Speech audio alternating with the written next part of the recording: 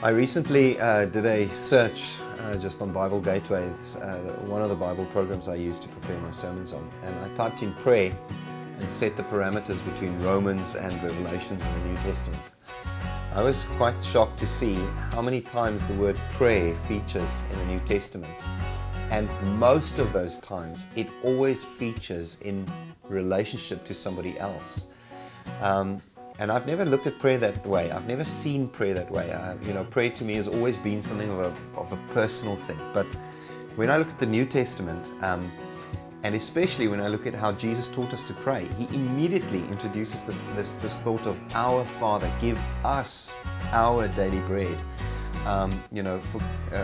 Forgive us our debts. It's an incredible picture. If you could just see how he immediately incorporates all kinds of relationships within the context of prayer.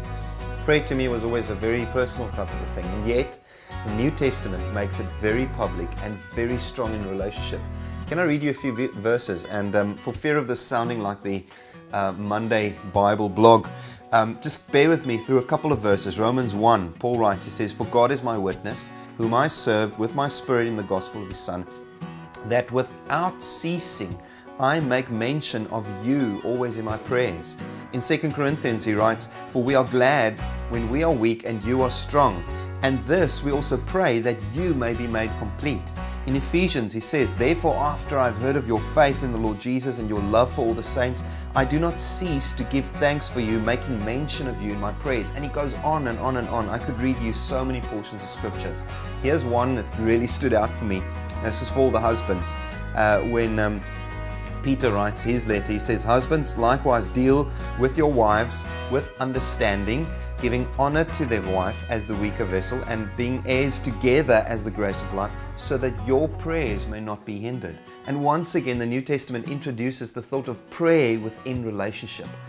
Not once do I read that Paul prayed for people that they would get a better job, or buy a new car, or that they'd get the next new whatever they were looking for. But he always prayed for them about spiritual provision. He always prayed that Christ would be revealed, that their eyes would be enlightened, that they would see more, that they would understand more, that they would experience more of God's love. And I love that about the New Testament. Perhaps this blog today is a challenge for us to reshape some of the thoughts and the prayers that we've been praying over the last season.